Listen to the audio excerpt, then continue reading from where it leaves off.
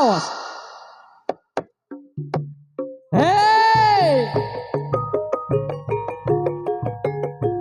Ayo kanca padha dolanan. Rene bebareng kae barokane. Yen disambang kok nyenengake. Kaya ngelingake kanca kabeh aja padha turu sore. Gethu asale saka telo moto-manto iku tambane apa? Ala gethu asale saka telo yen ra petho atine rada gelo. Aja ngono Mas, aja ngono. Kadung janji Mas, aku bakal gelo. Sore-sore padang bulan, ayo kanca padha dolanan. Rene bebarengan kabeh goyang sithik, goyang sithik barongan. Gae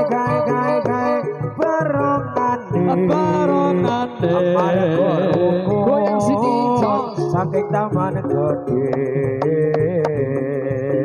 Kaya ngelingake kanca kabeh aja turu sore-sore. Gethu asale saka telo moto-manto iku tambane apa? Ala gethu asale saka telo yen ra petho atiku rada gelo. Aja ngono dik, aja ngono. Kadung janji dek mangko aku gelo. Sore-sore padang bulan, ayo kanca padha dolanan. Rene bebarengan kanca kabeh do kegojekan. Kae barongane yen disawang kok nyenengake. Kaya ngelingake kanca kabeh aja turu sore-sore. Gethu asale saka telo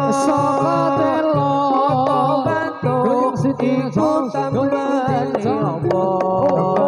Ala gethu asale saka telo yen ra petho atiku rada gelo. Aja ngono Mas, aja ngono. Kadung janji Mas, mengko aku gelo.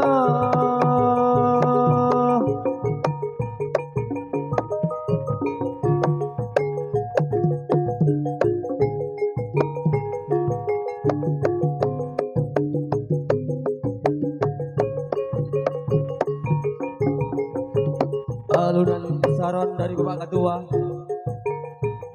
terdengar lembut,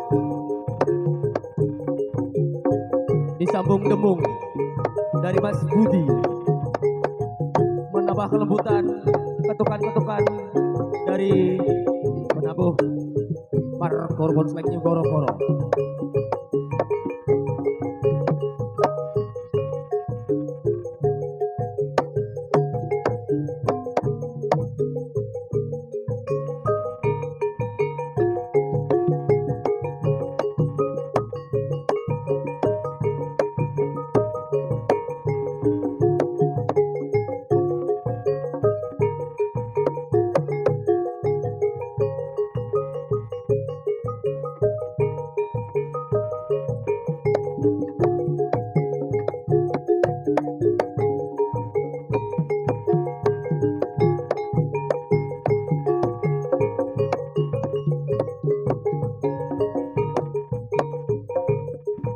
Sore-sore padang bulan ayo kanca padha dolanan rene-rene bebarengan rame-rame ayo nonton barengan kae-kae barengan yen disambang kok nyenengake